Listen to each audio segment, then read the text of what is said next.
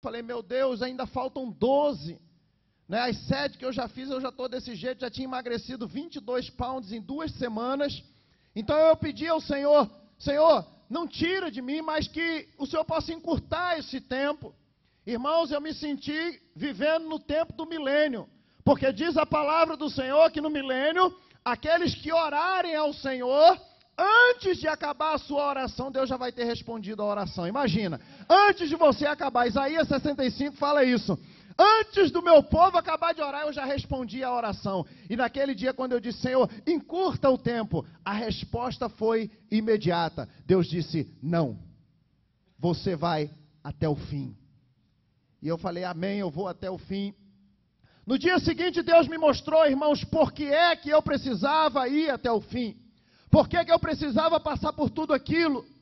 E Deus me mostrou de que Jesus tinha um amigo que ele gostava muito. O nome do amigo de Jesus era Lázaro. E chegaram para Jesus e disseram, Lázaro, o teu amigo a quem tu ama está doente. Vai lá para tu ver, vai lá para tu orar e ele vai ficar bom. E diz a palavra do Senhor que Jesus não foi. Jesus se tardou aí e Lázaro morreu. E Jesus sabia que Lázaro ia morrer. E Jesus disse para os seus discípulos, Lázaro dorme. E os discípulos disseram, se dorme então tá bom, porque eles não entenderam, mas Lázaro havia morrido, porque Jesus, o amigo de Lázaro, não foi ter com ele na hora que ele precisou. Deixa eu te dizer uma coisa, Jesus não chega atrasado, ele sempre chega na hora certa. Quem sabe você está pensando, cadê a minha hora? Não chega, já orei, já clamei, Jesus vai chegar na hora certa. E diz a palavra do Senhor que Jesus foi ter com Lázaro. Já estava morto, já estava fedendo, já tinha 4 dias que ele estava fedendo lá. E o Senhor Jesus disse, tirem a pedra. Marta disse, Senhor, mas já está fedendo. Olha o projeto de Deus, irmãos.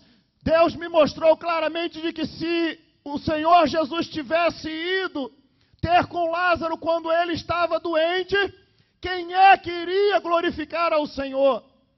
Quem iria glorificar ao Senhor seria a família de Lázaro. A família de Lázaro ficaria muito feliz, muito bom, Jesus, graças a Deus, muito obrigado. Porque a família de Lázaro já era crente.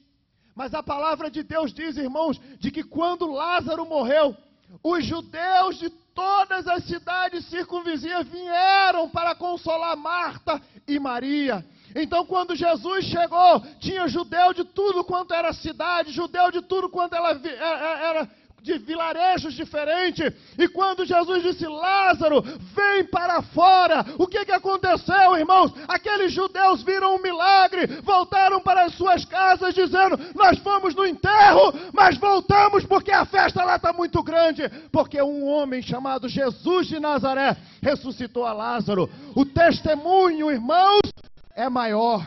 O testemunho, ele tem que alcançar outras vidas. O milagre foi tão grande, irmãos, que diz a palavra do Senhor, que agora os judeus estavam vindo não apenas para ver Jesus, mas queria ver Lázaro, que havia ressuscitado. E eles estavam ouvindo Lázaro, estavam se arrependendo, crendo em Jesus e sendo salvos. Irmãos, através da minha vida que fui até o fim, muitos ouvirão o evangelho de que Jesus salva, cura, liberta e batiza com o Espírito Santo.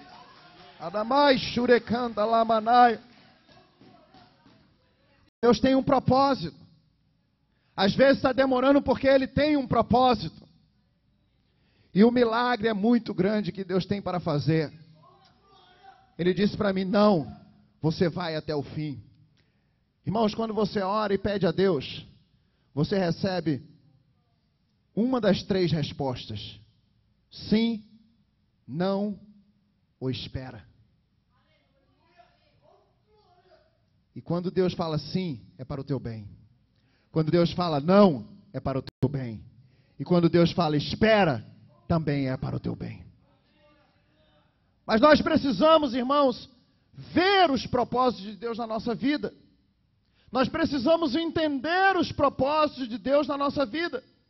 E sabe o que atrapalha a nossa visão? Sabe por que muitas vezes nós não entendemos o propósito de Deus? Por causa do egocentrismo. Porque nós achamos que nós somos o centro do universo. Nós achamos que o mundo gira em torno de nós. Nós achamos de que Deus está trabalhando para nos abençoar porque nós somos o centro.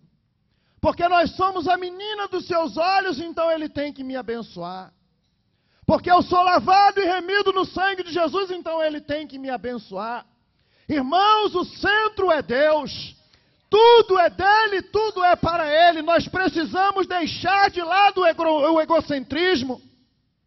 Jó chegou para a mulher dele e disse: que isso, mulher? Você aceitou o bem de Deus com prazer, não quer aceitar o mal.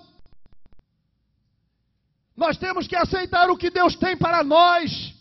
Qual é o propósito, qual é o plano. E quando nós deixarmos o egocentrismo de lado, nós vamos poder ver com clareza o propósito.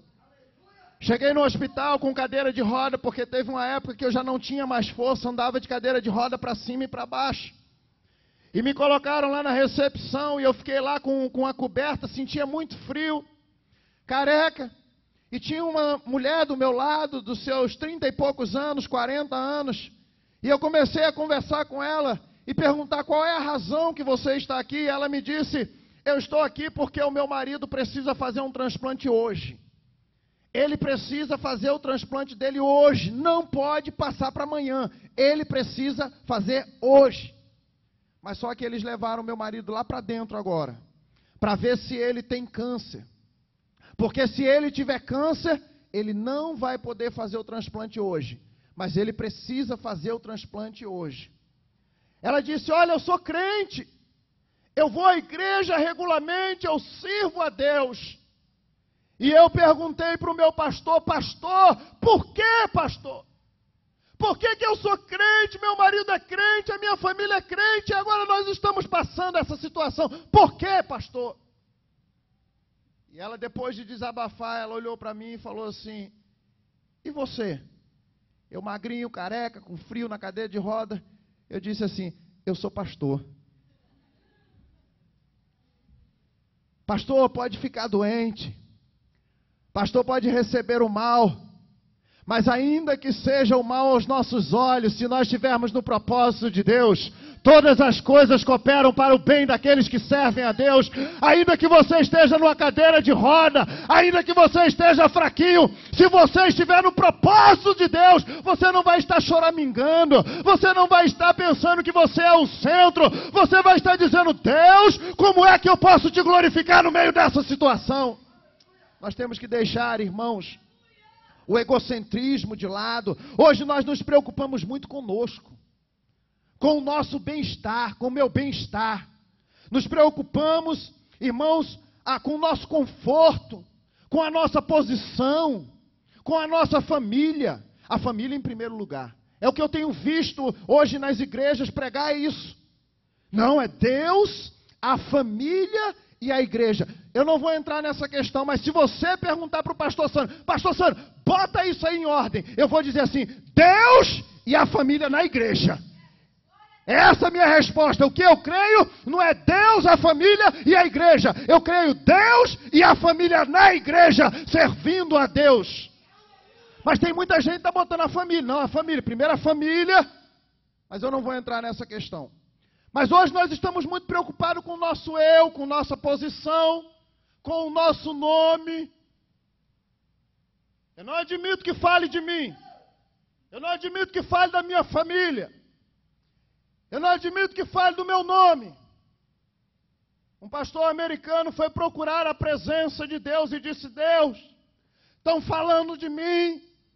O ministério agora vai sujar o nome por causa dessas mentiras, por causa dessas calúnias, por causa dessas invenções que estão falando de mim. Deus, não deixa que sujem o meu nome.